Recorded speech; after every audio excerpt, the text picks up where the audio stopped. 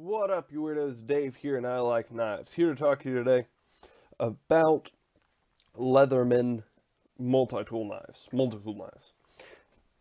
In my Skeletool review, and if I ever made a Leatherman wave review, which I won't, I would say the same thing about it. It's a great tool. I love each and every individual thing about it, and I love specifically the blade so much that all I really want is it taken off of the tool and released by itself. The wave slash surge slash charge, whatever, that blade, I'd prefer a surge because that'd be a little bit bigger. Um, but that blade, I hope, will be coming down the pipeline in the next couple of years. Something that already did come down the pipeline, the Leatherman Juice. And it is a multi-tool that they took and just made a knife out of it. So it's got the same kind of blade style as the Juice, and that's real good, yo. It's real good. What else is real good is the Leatherman Skeletool KB. This is exactly what I want. So this is this blade, sheep's footy and all, taken off, and you can even see they're the same size. All the holes match up and whatnot. You can see right there. Taken off and released as its own individual thing, and that is real good. It means that Leatherman is listening to the people as we tell them ways to make money. If you ever want to make money, just listen to the people who give you money. Chances are they'd give you more money if you listen to them.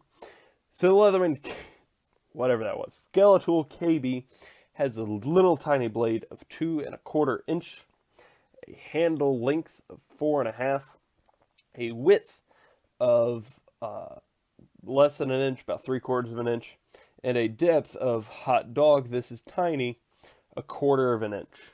Weight of about 2/3 of a grape, whatever that ends up being, I'm sure, and a blade of 420 HC, which is what all Leatherman tool blades are unless otherwise specified. For instance, upgraded Skeletool has a blade of 154 cm. The Leatherman Charge, which is basically an upgraded wave, has a blade of S30V. Almost everything else, unless otherwise specified, has a blade of 420 HC. So that means that this is right in line with what's expected. It's great. I like it. It's an interesting piece because my liking it is not completely sold out. It is not without stipulations and qualifications.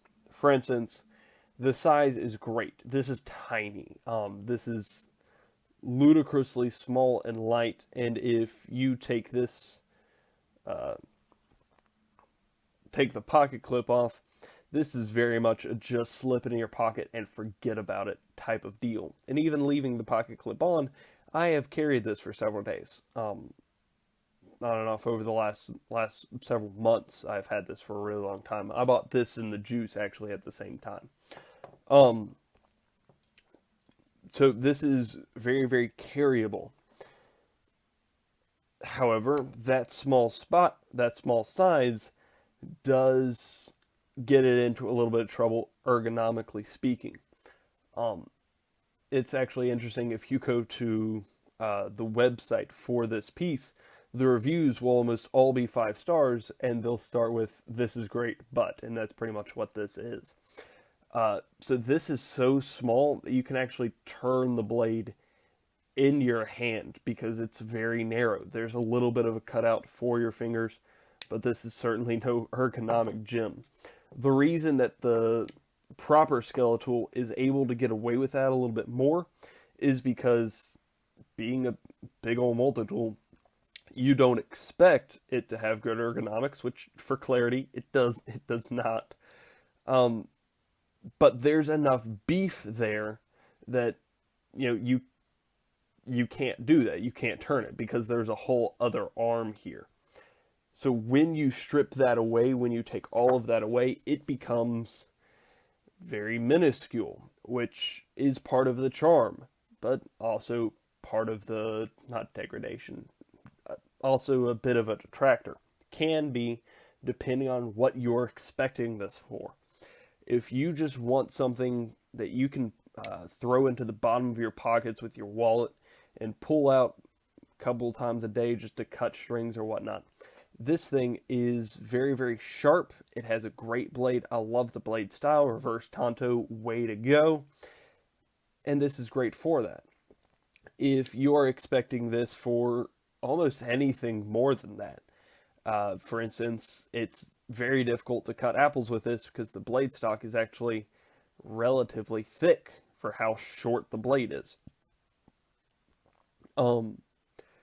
That's not going to go over so well because it is fairly thick, which means the grind angle the geometry is fairly obtuse. It's not obtuse, but it is fairly wide. Not great for slicing, and how short the blade is, that just makes it hard to get into places. And it also doesn't help that if using this hole, that that can get in the way of some larger stuff. So its size is great, but its blade is great, but its design is great. But part of that comes back to the size issue of it being, it being lopsided. Because what they did with this is literally just take the blade off. Which is exactly what I asked for. I get that, but I still get to be picky.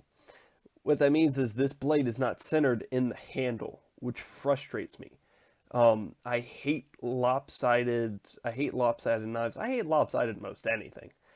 Symmetry is the key to beauty, and this is not symmetrical. It is still quite beautiful to me, but it's not symmetrical. It is lopsided. The backside handle is thicker than, well, there really is no front side handle. There's very little to hide the blade here, and I like my blades nice and hidden, and this doesn't do that very well. Also, because of the size, it makes deployment fairly difficult.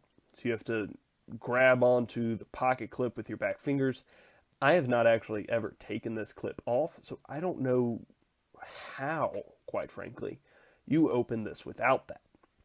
But grab on lightly with your back fingers and kind of push, readjust your hand a couple times, and then you can deploy it.